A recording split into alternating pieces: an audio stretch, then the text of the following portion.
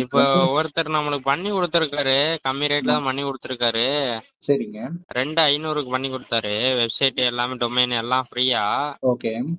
ஒரு வருஷத்துக்கு ஃப்ரீ. அப்புறம் மாசம் மாசம் கட்டுற மாதிரி இருந்துச்சு. ஒரு மாசம் மட்டும் ஃப்ரீ. ஓகேங்க. அது வந்து மாசம் மாசம் ஜிஎஸ்டி எல்லாம் போட்டு வந்து ஒரு 65 ரூபா, 70 ரூபா, 80 ரூபா அந்த மாதிரி வரும். நீங்க அவங்க கிட்ட டொமைன் ஹோஸ்டிங் உங்க கண்ட்ரோல்ல கேட்டு பாருங்களே, தரமாட்டாங்க. தரமாட்டாங்களே. ஆமா, அதுக்கு ரீசன் என்ன அப்படின்னா கண்ட்ரோல் உங்ககிட்ட இருக்காது. அப்ப நீங்க அது அவங்களே எதுவுமே வந்து கொடுக்க மாட்டானே. அதுல கொடுக்க ஜிமெயில் மாட்டாங்க. எல்லாம் வச்சு ஆட் பண்ணி கொடுப்பாங்களாம், அதெல்லாம் எதுவுமே கொடுக்க மாட்டானே. ஆமா, ஏன்னா அது வந்து ஃபுல் கண்ட்ரோல் அவங்க கிட்ட இருக்குங்க. உங்களுக்கு எதுவுமே தரமாட்டாங்க. நீங்க அந்த அதான். கம்மி பிரைஸ்ல போகுதுன்னு போனா டொமைன் ஹோஸ்டிங் கண்ட்ரோல் உங்ககிட்ட இருக்காது. அவங்க ஃபியூச்சர்ல வந்துட்டு ஒரு மாசத்துக்கு 5000 கட்டணும்னு சொன்னாலும் நீங்க கட்டித்தான் ஆகணும்.